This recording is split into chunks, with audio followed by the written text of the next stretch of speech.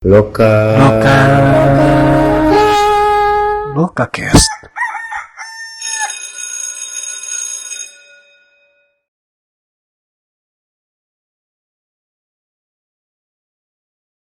Halo teman-teman semua, balik lagi ke LokaCast. Di sini ada aku Zahra Hairunisa dari Lokalab. Tapi sekarang aku nggak sendirian nih teman-teman. Aku ditemenin teman-teman dari Curiosity dan dari Transport Podcast. Nah, kita kenalan dulu ya. Dari teman-teman Curiosity, di sini ada Maula dan ada Tika. Halo Maula dan Tika. Hai. Hai. Dan juga di sini ada Transport Podcast. Nah, dari Transport Podcast ini ada Haikal dan juga ada Henok. Halo Haikal dan Henok. Halo Selamat semuanya. malam. Hai. Nah, sebelum itu LokaCast Sebelum itu, LokaVox pasti teman-teman LokaVox penasaran banget nih Curiosity itu apa dan Transport Podcast itu apa. Tapi aku juga kepo nih sebenarnya. Mau nanya-nanya dulu nih ke Maula dan ke Tika. Sebenarnya Curiosity ini apa nih? Dia suatu apa nih? Suatu makhluk ekstraterestrial atau apa? Apa nih? Mau kepo-kepo nih aku. Sebenarnya cuma platform untuk ngebahas keresahan kita berdua aja sih. Kebetulan kita berdua ini suka dengan topik-topik perkotaan dan sering dengar stereotip atau ya isu sehari-hari yang jadi keluhan di lingkungan sekitar. Kayak teman-teman di sebelah suka ngomong kayak, ih kenapa sih nih langit di Jakarta nggak pernah biru, simpel-simpel kayak gitu. Jadi kayak kenapa nggak di-share gitu. Oke, berarti timbul dari keresahan ya akan fenomena perkotaan sehari-hari, isu-isu sehari-hari yang mungkin ada beberapa orang yang sadar atau mungkin nggak sadar. Cuman teman-teman dari Curiosity ini peka akan hal tersebut dan berinisiatif untuk membuat suatu platform untuk mungkin sharing gagasan sepertinya ya. Betul, jadi kayak kan karena judulnya Curiosity, jadi memang lebih ke curious kenapa sih gitu kan, rasa penasaran gitu. Sebenarnya masyarakat kota di Indonesia tuh kayak banyak penasarannya sebenarnya, tapi tidak ada yang menjawab gitu. Kayak kita coba mencari hal-hal yang apa sih, kayak kan sebenarnya ya tadi stereotip tadi kan muncul dari banyak penasaran ya gitu. Kok gini sih, kok gitu sih, kayak gitu. Wow, oke. Ya emang aku setuju sih, kota adalah tempat belajar dan pertanyaan akan isu-isu perkotaan itu nggak pernah ada habisnya ya, karena kota adalah ruang hidup kita. Jadi pertanyaan tentang kota ya pasti related dengan pertanyaan-pertanyaan tentang kehidupan kita ya sebagai manusia dan secara individu dan juga manusia secara sosial. Oke, wah menarik banget ya Curiosity ini. Kalau misalnya nih, aku mau kepo lebih jauh tentang Curiosity. Nah, apa ada mungkin platform-platform atau page-page yang bisa kita akses nih, teman-teman LokalVox akses? Sejauh ini kita masih di Instagram aja sih. Instagram, oke. Yang mau kepoin Instagram kita bisa banget ke curiosity.id, tapi curiosity-nya CURIOCITY.id gitu. Wah, mantap. Nanti juga tertera ya teman-teman di deskripsi Spotify kita dan juga di deskripsi post kita. Jadi teman-teman silahkan kepoin Curiosity, apalagi untuk teman-teman yang kepo-kepo banget nih tentang kota. Oke, kemudian nih ada teman-teman kita dari Transport Podcast. Wah, dari namanya itu udah kelihatan banget ya, Transport Podcast. Pasti first impression aku nih, first thought aku nih, wah itu podcast tentang transportasi. Wah, ini ada Haikal dan Henok nih, pasti kalian sangat-sangat amat transport entusias banget ya gitu. Aku mau kepo-kepo nih. Iya, mau kepo-kepo nih, transport itu apa nih? Coba bisa diceritain dulu nih ke teman-teman LokalVox. Oke, yes. Sesuai dengan nama lah ya, Transport Podcast nih. Your Transportation Podcast slogan kita ya. Jadi kita membahas tentang transportasi secara menyeluruh lah ya. Baik itu secara topiknya dari transportasinya ataupun historinya suatu moda transportasi ataupun sebuah apa ya, seperti misalnya jalur kereta, sejarah bandara segala macam. Lalu kita membahas lebih teknis lagi ke arah infrastrukturnya ataupun rencana-rencana yang akan dibangun oleh pemerintah tentang suatu moda transportasi atau sistem transportasi. Dan juga ada lagi kita membahas tentang teknologi, misalnya kayak teknologi apa aja sih yang ada di pesawat, yang di kereta apian ataupun di bis. Dan kita juga nggak kalah menariknya, kita juga kadang-kadang membahas isu-isu perkotaan juga sih dari perspektif transportasi itu, gitu sih. Wow, lengkap banget ya. Jadi teman-teman nih, kalau misalnya yang kepo-kepo tentang transportasi dari A sampai Z tuh lengkap semua. Itu one stop place deh pokoknya, Transport Podcast. Nah, kalau misalnya nih aku mau dengerin Transport Podcast atau aku mau kepo-kepo nih, sebenarnya selain podcast, teman-teman dari Transport Podcast itu ada apa aja dan apa ada page yang bisa Lokavox akses? Oke. Sejauh ini sih kita lebih aktif di Instagram ya. Cuman kita punya platform YouTube tapi belum terlalu aktif sih. Oke. Ditunggu masih ya merintis teman-teman lah. Lokavox. Wah, mantap. Instagramnya apa tuh kalau boleh tahu, Haikal? Oke, ya bisa Lokavox temuin dengan keywordnya transport_podcast ya di Instagram. Begitu juga di YouTube, ketik aja Transport Podcast, ya pasti ada sih. Meskipun baru cuman ada 2 video aja. Wow, mantap. Gak apa-apa, namanya merintis, guys.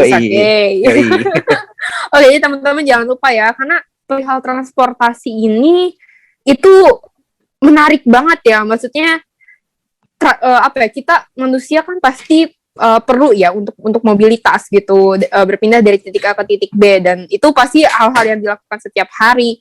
Dan uniknya adalah hal tersebut tuh dijadikan suatu platform gitu loh oleh teman-teman. Dia khususnya ada di ranah itu. Jadi teman-teman sekali lagi kalau misalnya yang kepo-kepo tentang transportasi itu bisa banget dengar di Transport Podcast. Aku juga udah dengar nih beberapa dari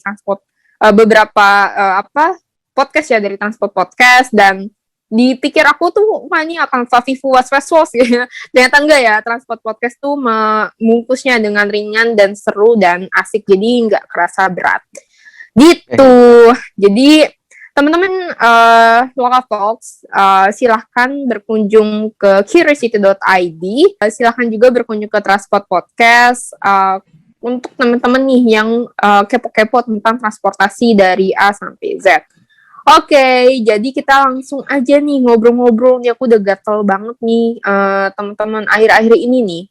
Aku mau tanya dulu nih ke Maula, ke Tika, ke Haikal, ke Henok nih, pada dengerin berita nggak sih? Atau nggak buka Twitter atau nggak buka Instagram? Sudah di mana-mana sih viral banget, ada salah satu nih anggota DPR yang mengusulkan untuk bongkar aja jalur sepeda di Jalan Sudirman Tamrin. Udah pada denger belum berita itu? Pasti sih udah sih, aku yakin. Udah. Udah beritanya.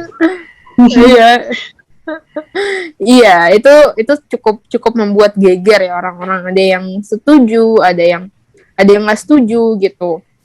Nah, cuman sebenarnya yang menariknya ya, selain orang-orang yang setuju, orang-orang yang nggak setuju tuh merasa bahwa oke, kalau kayak gitu, pertanyaan yang paling sering aku baca di kolom komentar, entah itu di Twitter, entah itu di Instagram, tapi kenapa yang diproteksi itu harus jalur sepeda?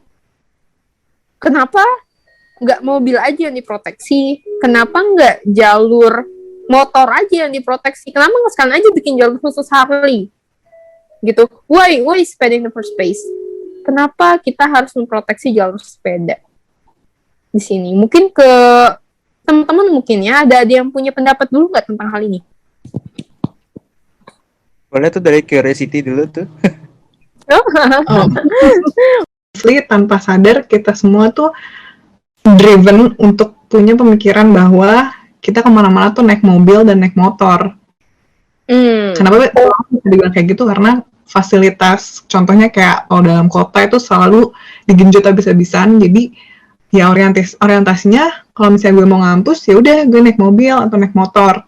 Nggak pernah terlintas, mungkin pernah, tapi bukan majority of Jakarta atau kota di sebuah kota berpikiran bahwa oh gue mau naik sepeda.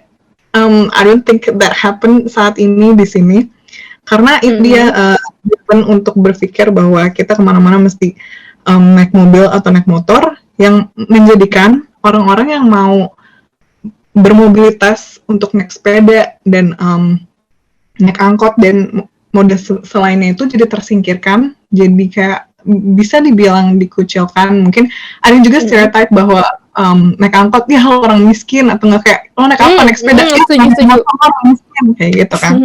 Nah jadinya orang-orang nggak malas, maksudnya kayak mungkin sedikit, nggak begitu banyak orang naik sepeda, dan jadi bukan membahayakan, tapi risikonya tuh lebih besar untuk mereka bersepeda di jalan yang sebesar itu, yang sangat dikuasai oleh kendaraan roda 4 dan roda 2 yang bermotor gitu. Jadi ini kan kenapa harus why do we have to memprioritize si sepeda ini, karena alasan keamanannya sih. Kalau misalnya lagi bersepeda dengan tanpa jalur, kayak mereka bisa pesepeda ini bisa sampai ke tengah jalan. Well, enggak seharusnya sih enggak sih, soalnya memang ini kan udah di jalan ya otomatis di kiri gitu. Itu pun suka kayak di apa sih, suka dipepet dan dipepet sama satu kendaraan yang beratnya entah I don't know, mungkin bisa ratusan kilo, dan punya energi yang cukup besar, kan pasti membahayakan. Jadi mungkin itu kenapa harus diprioritaskan. Terus kenapa mesti diproteksi segitunya? Karena kembali lagi saat ini mindset para masyarakat kota ini masih berpikiran kalimatnya itu sebutannya itu car oriented, kayak kemana-mana naik mobil. Jadi nggak ada pikiran bahwa untuk share the road sama pesepeda, karena mereka mikirnya kan jalan raya ya untuk mobil dan motor dong, masa sama sepeda. Dan tanpa sadar banyak juga masyarakat yang berpikir bahwa sepedaan itu hanya untuk olahraga, kayak gue ke kampus naik sepeda tuh. Nggak nemu pemikiran kayak gitu di teman-teman yang kurang concern sama masalah ini. Jadi kalaupun mau dibandingin sama kayak contoh best city yang punya sistem sepeda yang sangat bagus, contohnya kayak Copenhagen, itu di sana nggak diproteksi jalurnya, karena ya memang udah culture-nya mereka bukan car oriented. Jadi mereka berpikir bahwa semua jalan itu untuk semua yang pakai pesepeda. Nah, kalaupun kita mau nyontek ke kota-kota di negara tersebut, lihat dulu mereka kesehariannya gimana, budaya bermobilitasnya gimana. Contoh kayak di Copenhagen, mereka emang biasa naik sepeda dan udah bisa secara naluri udah bisa nge-share jalannya dengan baik. Maksudnya nggak yang mobil juga nggak yang nyerempet sepeda, tahu batasannya di mana, jadi aman-aman aja. Sedangkan di sini jalan raya masih sangat didominasi sama mobil, jadi bikin kesan dan rasa nggak aman buat si pesepedanya itu sendiri. That's why kalau mau mengacu ke pertanyaan tadi, kenapa harus diproteksi? Karena keamanannya itu sendiri. Gitu sih kalau dari aku. Iya, aku setuju sih. Aku bener. Aku bisa relate akan hal itu, karena ini terlebih lagi misalnya ya pesepeda yang dia sehari-hari naik sepeda, tapi di sisi lain dia juga pernah naik motor dan dia juga pernah nyetir ya. Kerasa banget ketika naik sepeda itu mindset orang-orang di jalan itu ya udah dia pemotor ngendari motor tuh langsung tancep gas aja, mobil dari mobil tuh tancep gas aja gitu, nggak nyadar di sebelahnya tuh ada yang naik sepeda. Jadi kayak beberapa kali aku hampir ke serempet, ya itu udah biasa lah. Dan aku juga yakin pesepeda harian ya, ini sepeda untuk transportasi ya, bukan sepeda untuk olahraga, sepeda untuk transportasi dan mobilitas dia sehari-hari, pasti ngerasain banget di jalan raya. Jangankan di jalur yang apa ya, tidak terproteksi gitu. Bahkan di jalan yang terproteksi pun juga kadang masih diserempet-serempet sama mobil, diserempet sama motor gitu. Jadi merasa tidak amannya tuh kayak sangat-sangat amat merasakan, karena kita manual nih naik sepeda dan ketika jatuh tuh beneran langsung gitu loh. Jadi kayak nggak nyetir tiba-tiba ketabrak, kita yang nggak kenapa-napa Iya. gitu. Ibaratnya langsung aspal gitu kalau misalnya jatuh. Iya, setuju. Dan selagi kita membangun perspektif yang nggak car oriented, ya si sepeda ini tuh harus difasilitasi, dan gimana cara menjaga keselamatannya kan harus, tadi aku setuju, disesuaikan juga dengan budaya masyarakat Indonesia dan pemahaman masyarakat Indonesia yang masih, menurut aku ya, tahap ini untuk menganggap sepeda sebagai salah satu mobilitas sehari-hari gitu. Nah iya, emang ini kelihatan banget sih, kayak misalnya mungkin ngerasa nggak sih selama misalnya kita pas kecil, kalau misalnya sepeda tuh ya emang kendaraannya anak kecil aja gitu. Jadi kayak kalau kita udah gede tuh kita harus bisa naik motor, kita harus bisa naik mobil gitu. Jadi seolah-olah tuh sepeda ngajarin emang, gitu.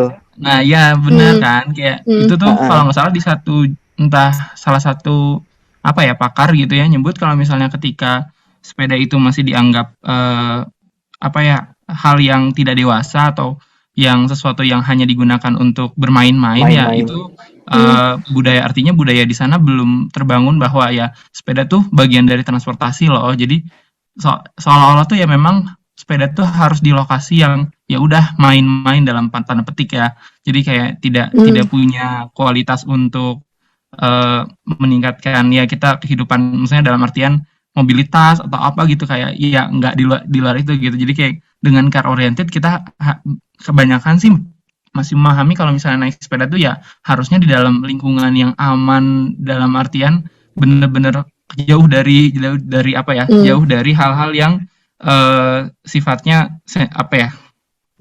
rawan gitu. Padahal bukan kerawanannya yang kita hindari, tapi harusnya kita membuat rawan itu jadi tidak rawan gitu.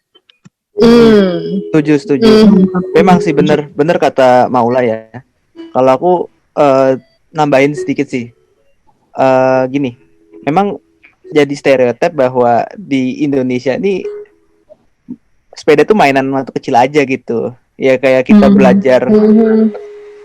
belajar untuk bawa motor gitu, mulai dari sepeda dulu gitu.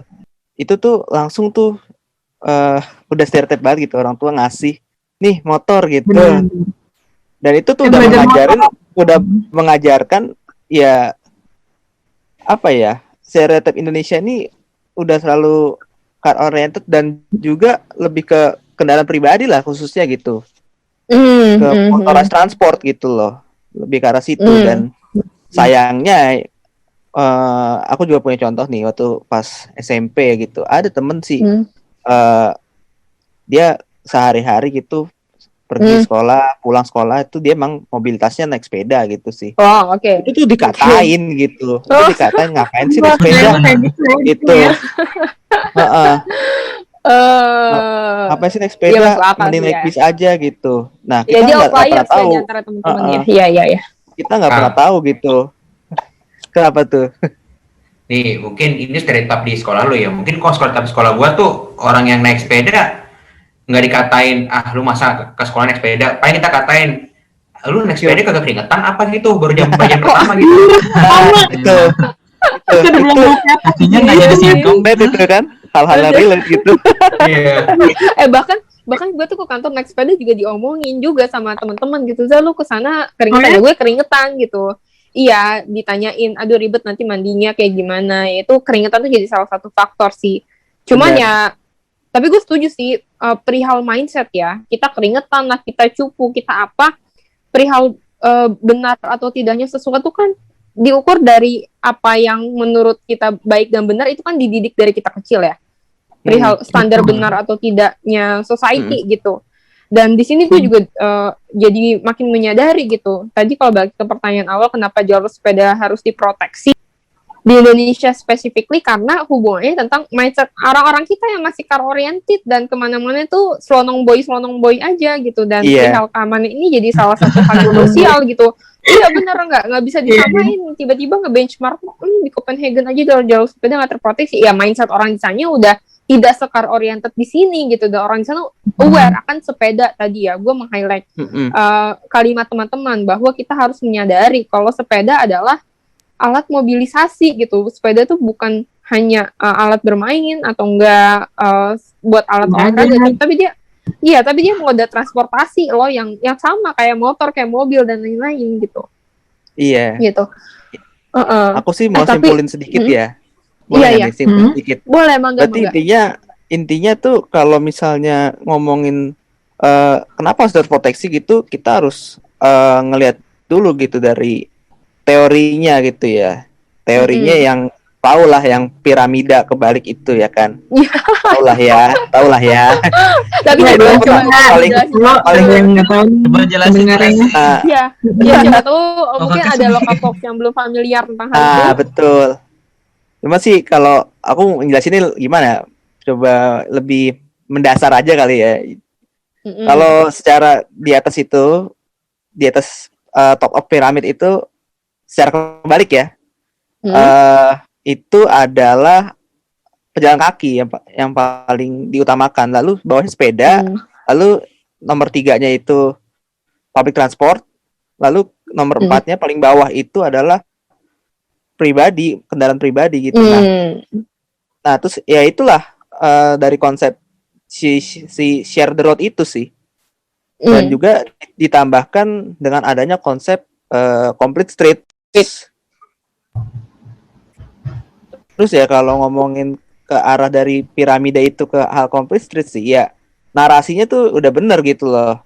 Kayak pertama trotoar dulu untuk pejalan kaki diutamakan, lalu habis itu utamakan sepeda, yaitu dengan adanya jalur sepeda terproteksi. Baru setelahnya itu public transport, lalu setelahnya itu baru kendaraan pribadi gitu. Jadi memang kendaraan pribadi ini harus, mohon maaf ya, harus didiskriminasi dalam tanda kutip gitu loh. Seharusnya. Gitu. Iya, Jadi, Tapi sayangnya what happened Sayangnya, here ya. itu kebalik ya. Iya gitu. Itu sesuai sih. Ada juga anggapan bahwa kemarin tuh ya aku lihat di komen-komen netizen, bukannya kalau misalnya kita ngadain jalur sepeda terproteksi itu namanya diskriminasi moda ya. Motor juga pengen dong punya jalur khusus, atau enggak mobil juga pengen dong punya jalur khusus gitu. Masa sepeda doang yang dibikin jalur khusus? Masa busway doang nih, Transjakarta doang yang dibikin jalur khusus? Gitu. Ya, Nggak lucu ini sih sebenarnya itu. merujuk Nggak pada lucu. satu pertanyaan sih, apakah dengan kita menyediakan jalur sepeda terproteksi ini adalah sebuah bentuk diskriminasi gitu. Cuma tadi gue setuju sih yang tadi ya, yang piramida terbalik itu gitu. Iya. Gitu. Di atas Ya, tapi emang nyatanya nyatanya sih sebenarnya kayaknya sih bahkan kayak misalnya kalau tanpa jalur terproteksi nih, justru kebanyakan dengan kisah banyak diserempet lah atau diklaksonin lah atau di apa, sebenarnya kan justru dalam kenyataannya yang terdiskriminasi pejalan kaki lah atau siapa, justru kayak maksudnya apa sih yang disebut diskriminasi gitu, maksudnya kan dalam artian apakah bukannya jalur motor naik ke trotoar itu diskriminasi, kok mereka anggap itu share the road gitu kan, jadinya asumsinya bingung gitu, yang mana sih yang disebut diskriminasi, padahal harusnya kan balik lagi ke apa sih yang diperlukan di transportasi gitu. Misalnya kayak ya kalau misalnya kita transport, kalau misalnya kita sampainya luka-luka, berarti kan itu bagian, maksudnya ya untuk apa Anda bertransportasi terus nyampe luka-luka kan, ya paling utama kan keselamatan kan.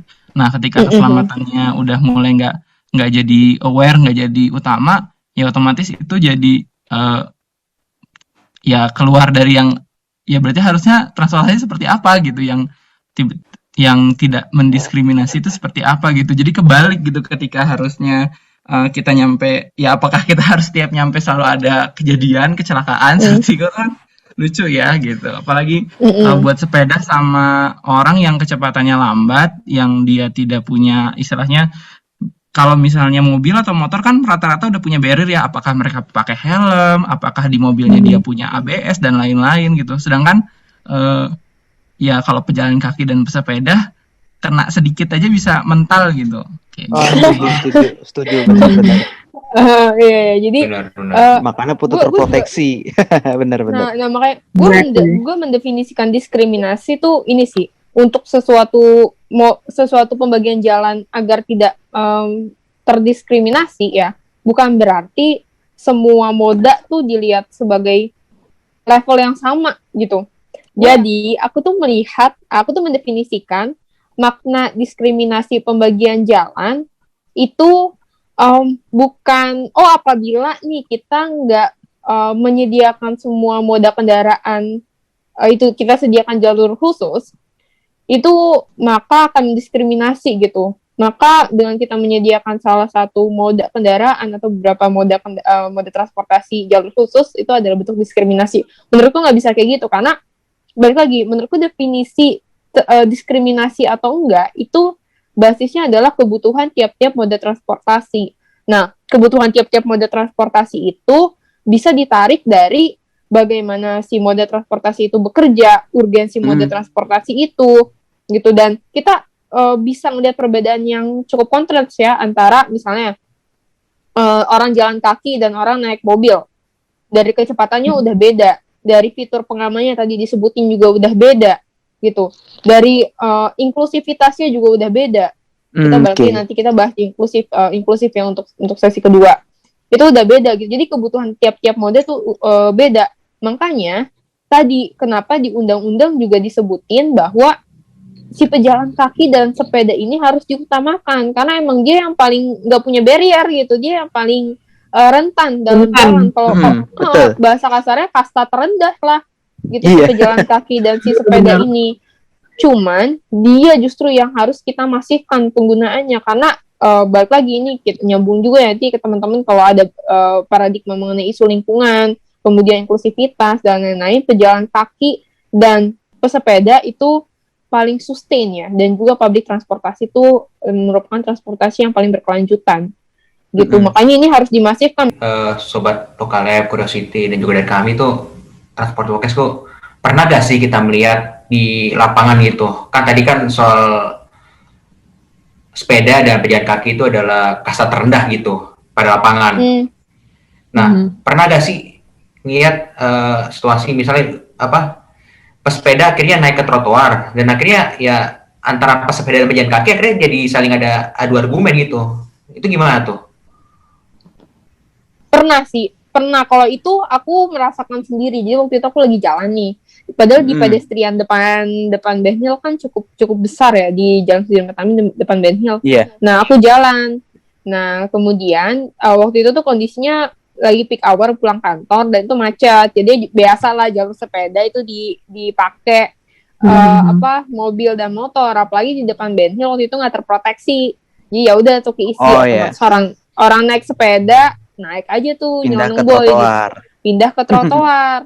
Nah, jalan tuh aku di trotoar, dari belakang, kayaknya tuh sepedanya tuh nggak ada bel yang kerincing-kerincingannya, dari belakang tuh agak diseruduk dikit sih, tapi untungnya nggak kena.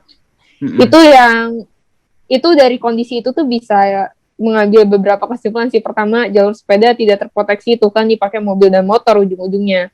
Kedua, jadi efek domino, pesepedanya merasa tidak gitu aman, merembet, tidak aman, naik ke trotoar. Karena pejalan kaki itu kayak kelihatan korban lagi. Iya kan, korbannya tuh kayak leveling gitu loh, dari mobil terus turun ke motor, iya kan, dari mobil dari pribadi turun ke sepeda yang haknya dirampas. Dengan hak pesepeda dirampas, dia nyari ruang lain. Dengan pesepeda nyari ruang lain, dia merampas hak pejalan kaki. Sebenarnya di kawasan itu ada beberapa trotoar yang emang udah ada tanda jalur sepedanya gitu. Jadi kalau menurut aku ini kembali lagi ke naluri untuk share jalan ya. Jadi para pesepedanya kalau emang nggak dapet ruang di jalur sepedanya bisa naik ke trotoar, tapi dengan syarat ya harus bagi jalan juga sama pesepeda yang di trotoar. Kembali lagi ke naluri itu sih yang menurut aku emang masih perlu di-build abis-abisan kalau di sini ya. Betul. Kayak butuh time banyak banget sih. Sama kayak ya gimana ya? Aku sih ngelihatnya ini kan Sudirman ini tuh jalur protokol ya, dan isu-isu yang selalu beredar tuh sangat tanda kutip sangat seksi gitu lah. Kayak contoh dulu Ini tentang udah berapa kali aja nih Sudirman itu kehilangan lajur jalannya gitu. Mulai dari lajur tengah dipakai untuk Transjakarta ya kan. Nah, Sempet marah-marah heboh lah tuh tuh, waktu itu. marah-marah lah tuh. Marah banget waktu itu pakai 3G. Kok berkurang sih. Nah, banyaklah yang protes tapi ya alhamdulillahnya sih stakeholder dan para pemerintah sih itu ya bersikeras gitu ya. Pokoknya the show must go on gitu. Pokoknya ini sebagai transportasi umum yang terpadu di Jakarta ini harus ada dan alhamdulillah sekarang sudah terkoneksi. Nah, itu dari satu. Terus ke arah 2018-an ya. Trotoar dilebarin, berkurang lagi lajurnya, layout jalan berubah Heboh lagi. juga waktu itu sempet juga tuh Heboh ada lagi. viral. Tapi yang soal MRT sih ya nggak terlalu karena emang saat itu memang butuh banget gitu. Sekarang malahan yang heboh lagi berkurang satu lajur lagi, jadi jalur sepeda gitu. Dan memang gimana ya harus terproteksi ya karena satu tuh dari rentan gitu ya. Tapi kadang gini juga sih, ada juga sepeda yang mindsetnya malahan tidak kayak pesepeda gitu loh, keluar jalur gitu. Nah itu tuh, itu kadang Itu ya yang di Indonesia salah tuh emang harus di ya bener-bener di itulah butuh waktu banget lah gitu. Setuju. Emang susah sih untuk membuat budaya gitu. Apalagi kayak misalnya kalau di luar negeri kan kayak orang berlibur sekeluarga bener-bener bawa satu sepeda gitu. Yuk jalan-jalan piknik gitu. Di sini ya pakai motor gitu. Pakai motor atau enggak ya naik transportasi umum atau enggak mobil gitu. Dan kadang kalau misalnya ngomongin kenapa sih nggak prioritasin kendaraan pribadi loh? Sepeda juga kendaraan pribadi loh jatuhnya. Gitu. Dan ini aku mau menyangkut soal apa ya, volume kendaraan ya dan kapasitas ya. Mobil dengan ukuran panjangnya sekitar 2 meteran itu dipakai cuma satu orang, padahal 7-seater gitu. Iya. Dan itu nambah akhirnya macet gitu. Kalau sepeda kan kecil dan satu atau enggak bisa 2 gitu. Kalau ada di belakangnya. Nah, itu kan dengan jalur yang senormalnya ya itu bisa menampung banyak dan saling melaju tanpa macet gitu. Jadi ya itu sih salah satu konsep shared road-nya gitu. Semua orang punya kapasitas sesuai di mana dia berada lah gitu. Ya, menyangkut ke efisiensi volume jalan ya. Benar. Ini kalau misalnya kita samain, tapi kan kok ini juga bisa nih. Ini kan juga bisa nih sepeda motor juga melakukan hal yang sama gitu. Dia kapasitasnya 3 orang, misalnya dia boncengan 3 orang. Iya, balik lagi kan kok iya botri ya. Terus tapi kalau misalnya kita balikin lagi nih ke makna transportasi berkelanjutan, sepeda motor tuh tetap ada polusinya gitu. Sedangkan sepeda kita bayangin mungkin sekarang kita masih aman-aman aja, kita nggak tahu 20, 30, 40 tahun lagi gitu. Jadi mumpung sekarang mungkin ya dengan banyak berita viral tentang sepeda ini, orang-orang makin tersadarkan gitu. Sepeda adalah sebuah alat transportasi dan dia sustain. Ya gue mau nyoba pakai sepeda gitu, walaupun aku menyadari ya sepeda itu dia untuk jarak jauh dia terbatas karena bensin tanda kutipnya adalah energi manusia gitu. Jadi ya jangan lupakan juga ketika kita bermobilitas menggunakan sepeda itu nggak harus kok pakai sepeda gitu. Kita juga bisa mix commuting. Kita naik sepeda ditambah naik MRT, naik sepeda ditambah naik Transjakarta, naik sepeda ditambah naik transportasi umum lain. Itu juga bisa gitu ditempuh seperti itu. Gitu. Jadi ya jangan sharing. Iya, benar. Ada goes teman-teman Lokavox kalau misalnya yang kerja atau tinggal di sekitar Sudirman Tamrin, ada Goes. Teman-teman bisa langsung download aja aplikasi Goes. Nah, nanti teman-teman bisa sepeda Anda tuh di situ. Begitu. Di Bandung ada Bose ya, di Bandung. Ada apa tuh? Ya, ada juga. Bose, ada Bose ya. Tapi harus mungkin pakai ini apa? Breezy. Dia bayar pakai Breezy. Kan kalau Goes kan dia bisa scan pakai HP tuh. Kalau ini paling di Breezy dan harus ada dockingnya. Ada dockingnya. Kan. Oh, oke. Itu yang pertama loh di Indonesia loh, Bose. Wow. Benar. Dia malah duluan daripada gue ya. Nah, jadi Bose itu emang bersamaan dengan ya naiknya Kang Emil itu, memang Kang Emil ini sangat ya pro lah dengan sepeda ini. Jadi selain pertama Bose tuh lewat Banopolis, dibantu dengan ya Banopolis dan kawan-kawan.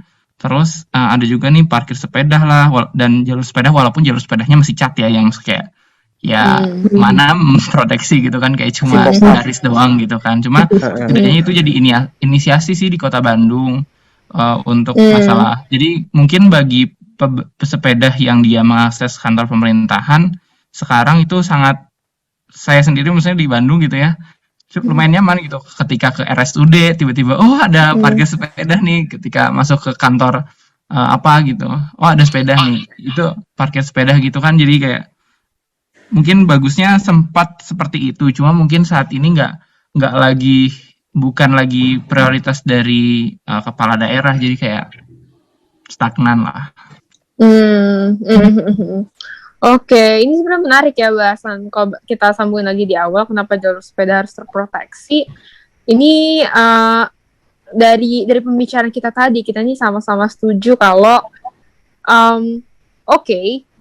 kita nih nggak bisa nih nge-benchmark negara-negara lain asal nge-benchmark aja, karena yang paling utama dan paling vital adalah paradigma dan mindset akan bersepeda, akan non-car oriented city itu masih belum setara antara masyarakat kita dan juga negara-negara yang asal kita benchmarkan itu, apalagi negara-negara Eropa ya.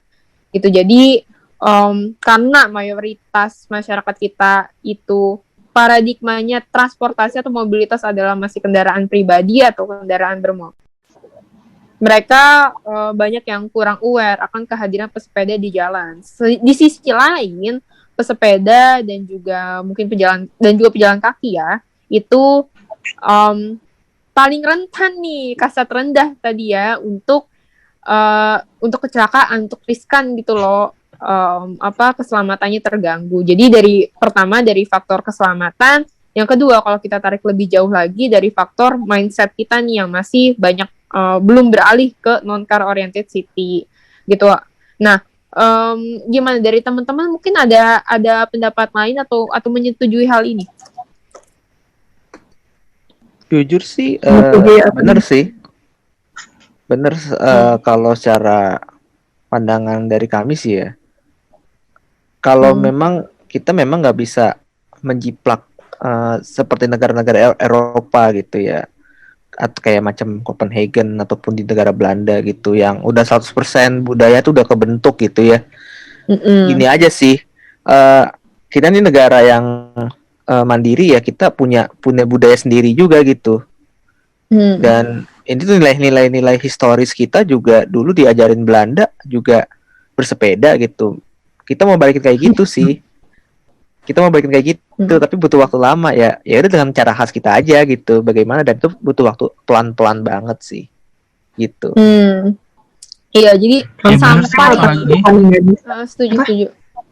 Iya, jadi sampai nih mindset kita yang belum aware akan kehadiran sepeda dan mengutamakan keselamatan pesepeda dan pejalan kaki, proteksi beton tuh tetap perlu ya. Ketika kita udah merasa aware dan keselamatan pesepeda dan pejalan kaki itu udah disadari oleh semakin banyaknya orang, parameternya baru deh tuh suatu saat nanti kita nggak perlu lagi tuh beton-beton, mungkin kita cuma punya jalur aja gitu, itu udah cukup untuk menjaga keselamatan gitu kali ya. Betul bisa sih, bisa kayak nanti ya tahu batas-batasannya lah gitu. Mungkin kalau sekarang kalau dari pandangan aku pribadi ya aku juga seorang pejalan kaki, juga seorang pengendara mobil pribadi gitu, dan juga seorang pengguna public transport gitu ya. Kalau misalnya itu dari mindset kitanya sendiri aja sih, kayak saat ini aku lagi bawa mobil nih, sebelah kiri aku nih ada jalur sepeda, gimana caranya supaya aku bisa lurus gitu, supaya nggak kena jalur sepeda gitu, minimal nggak nyentuh markanya lah gitu, yang hijau-hijau gitu. Gimana ya udah sabar aja gitu. Dan ada juga kan kayak di contohnya yang di GI, jalur sepeda itu ada setelah jalur yang belokan itu kan. Nah Iya, itu setuju banget, aku merasakan tuh. apa ya, ngelihatnya kayak ini yang salah siapa gitu. Kalau misalnya sepeda, entah kalau misalnya drama lagi nih, mohon maaf gitu ya. Kalau misalnya drama lagi, mohon maaf nih. Itu ntar yang salah siapa ya? Kalau Iya. pandangan kami sih itu jalur sepeda ada duluan atau ada belakangan gitu. Ya harusnya Iya. gimana? Konsepnya diubah lagi gitu. Iya, iya, Gimana setuju, supaya setuju. bisa mendapatkan apa ya? Keadilan lah gitu. Ya pengendara yang dari belok dari arah GI belakang tuh Teluk Betung ke arah Bundaran HI itu juga bisa dapat jalur atau lajur yang sesuai, dan sepeda juga tetap di jalur yang sesuai dan terproteksi gitu loh. Ya, setuju, setuju. Setuju. Jadi selain titik beratnya kan ke keselamatan ya. Nah, keselamatan ini dipagari bukan hanya beton, akan tetapi kesadaran seluruh pengguna moda transportasi. Kayak kamu nggak harus kok jadi pesepeda untuk menjaga apa ya? Menjaga keselamatan pesepeda sendiri gitu, menjaga keselamatan diri kamu sendiri ketika bersepeda. Tapi ketika kamu naik motor, ketika kamu nyetir mobil gitu, kamu aware akan kehadiran pesepeda tadi ya, yang bilang Haikal juga. Iya. Setidaknya kita aware akan jalur sepeda. Oh, ini jalur sepeda yang nggak terproteksi. Oh, aku nggak mau nih ngambil jalur sepeda mepet-mepet ke jalurnya gitu. Itu kesadaran yang bisa berasal dari diri kita sendiri ya. Betul. Sama ada contoh juga nih kayak di Rusia nih. Tapi bukan jalur sepeda sih. Jalur tram. Jalur tram itu juga nggak terproteksi ya, cuman rel dan yang relnya yang udah nyampur sama jalan gitu.